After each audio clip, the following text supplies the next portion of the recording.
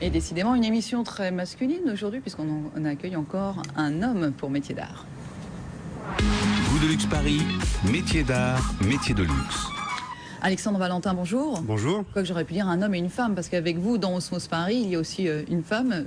Oui, j'ai une associée qui est tout près, tout à côté, mais qui est un peu traqueuse, donc je serai seul aujourd'hui. D'accord, vous serez la voix pour deux. En tout cas, Osmose Le Bois, création et design artisanal. C'est une maison d'édition un peu particulière, parce que vous avez votre atelier intégré. Tout à fait. Alors effectivement, Osmose Le Bois, c'est une entreprise que j'ai créée il y a un peu plus de 18 mois maintenant avec mon associé. Nous sommes basés à côté de Chantilly dans l'Oise. C'est un atelier francilien. Et effectivement, création et design artisanal, ça synthétise les deux lignes d'activité que l'on a développées. Création d'un côté parce que nous développons une gamme de mobilier que l'on conçoit nous-mêmes, que l'on fabrique, que l'on distribue et que l'on met en vente sur notre e-boutique. Et d'autre part, on a une ligne d'activité que l'on appelle le service de conception et de fabrication sur mesure, numérique et traditionnel. Alors qu'est-ce que ça veut dire? C'est un service dans lequel on se propose de fabriquer les projets des autres. Et donc ça s'adresse aux particuliers comme aux professionnels, comme par exemple des studios de design, des architectes d'intérieur, scénographes. Et on y fait quoi?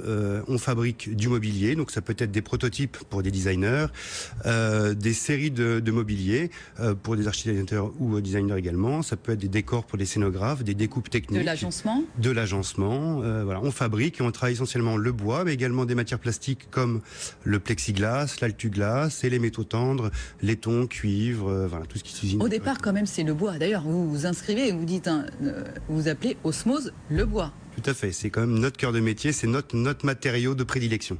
Et pourquoi justement? Parce qu'en plus, vous évertuez à essayer d'utiliser les productions locales de bois. Tout à fait, on essaye au maximum de rester dans un circuit court, donc on est installé dans un petit village qui s'appelle Coix-la-Forêt, ça tombe bien pour Osmose Le Bois. Nous avons une scierie qui est à 20 km de chez nous, et donc on essaye vraiment de privilégier évidemment le 100% français, le Made in France, les circuits courts, et de travailler les bois locaux, le chêne, l'érable, le platane, tout ce qui se trouve dans nos régions. Oui. Et alors, quand on va sur le site internet Osmose Le Bois, on trouve aussi bien effectivement du mobilier, des objets, voire un petit jeu, effectivement, et tout cet agencement dont vous parlez. Comment ça se passe dans l'atelier? Est-ce que c'est vous-même qui travaillez? Est-ce que vous travaillez avec des artisans? Alors actuellement, c'est un peu une volonté de notre part, on fait tout nous-mêmes. Non mais c'est-à-dire que vous quand même, Alexandre Valentin, vous venez du groupe Synthesis, vous étiez complètement dans autre chose, auparavant consultant chez Capgemini, etc. Donc aujourd'hui, vous êtes non seulement éditeur, et en plus vous mettez la main à la pâte, vous sciez, collez, fabriquez, tout ceci. Oui, on fait tout. Belle reconversion. Alors effectivement, c'est une reconversion professionnelle. Donc avant, comme vous l'avez dit, j'étais dans l'informatique bancaire, donc rien à voir. J'étais déjà associé avec l'associé avec laquelle j'ai monté Osmose Le Bois. Et un peu comme ça se passe souvent dans la vie d'ailleurs, l'espèce de synchronicité. Au bout de 15 ans, on a créé, développé cette société et on a eu envie au même moment de passer à autre chose, de faire autre chose et de passer quelque part d'un projet immatériel, l'informatique, à quelque chose lié à la matière et au bois précisément, et de vraiment se lancer un nouveau défi, de partir d'une nouvelle aventure, voilà, mais de travailler de ses mains et de fabriquer des choses de nos mains. Il faut un petit peu de savoir-faire. Vous aviez déjà du talent en la matière. Pardonnez-moi, Alexandre Valentin, vous êtes fait accompagner. Alors, moi, je suis un autodidacte passionné. Le bois a toujours fait partie de mon univers depuis très jeune. Les constructions en bois, ça a toujours été présent. Et donc, avant de lancer le projet Osmose Le Bois, voilà, les maîtrises, les connaissances et les machines-outils liés au bois, je les avais déjà. J'avais déjà un atelier. J'étais déjà équipé. Alors, même si en revanche, là, on a dû suivre des formations parce que très rapidement nous sommes équipés d'une machine numérique, donc une fraiseuse numérique, et là en revanche on a suivi des formations assez précises et particulières pour pouvoir maîtriser ces machines-outils. Oui. Donc vous êtes deux pour tout faire?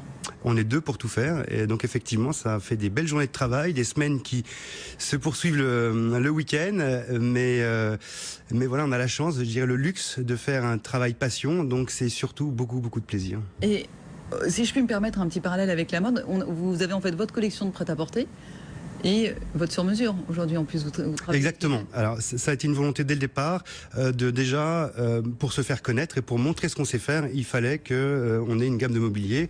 Bon, outre le fait que c'est beaucoup de sources de plaisir et c'est très énergisant de concevoir quelque chose, de l'imaginer et puis de le voir naître finalement dans l'atelier et de voir, voilà, on s'est trompé, on s'est pas trompé, ça fonctionne, ça nous plaît. Alors forcément, c'est nos objets.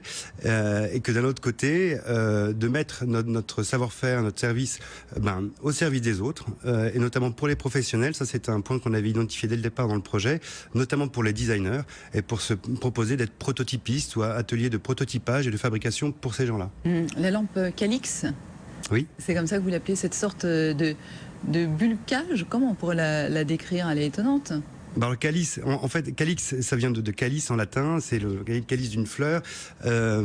L'inspiration est venue de l'objet. On s'est dit, on veut faire un luminaire, et donc on est parti de la fonction luminaire, et on s'est fait un cahier des charges, et on s'est posé des contraintes. On s'est dit, on veut faire un luminaire qui sera partie de notre gamme de mobilier, qu'on doit expédier à plat, donc démontable, qui soit facile à monter pour l'utilisateur, donc sans vis, sans clous, sans colle.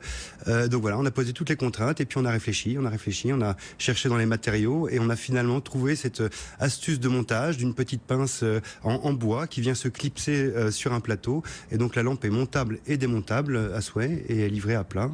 Et tout est réfléchi, effectivement. On sent d'où l'importance, vous le disiez, finalement, d'avoir l'idée sur la conception et la fabrication. Exactement, c'est de double casquette qu'on nous remonte souvent comme un atout. En tout cas, les designers, ils sont très satisfaits de pouvoir trouver ce sens de l'écoute et du dialogue, parce que quand on nous présente un projet, on comprend tout de suite le design et l'esprit du mobilier ou de l'objet. Et donc, avec nos connaissances techniques des assemblages en bois, etc., ça nous permet de bien respecter l'esprit du mobilier qui est à construire et de faire un assemblage soit invisible, soit démontable, soit au contraire rehausser le produit pour faire un assemblage plus ébénisterie, etc., etc. Voilà, et tout ceci, on le trouve chez Osmose le bois. Tout à fait. Alexandre Valentin, merci beaucoup à vous. Merci de m'avoir reçu. Alors justement, les savoir-faire, les belles matières, le design, tout ça, ce sont des sujets aussi qui intéressent un tout nouveau magazine, c'est Mag de Luxe. Goût de luxe Paris, Mag de Luxe.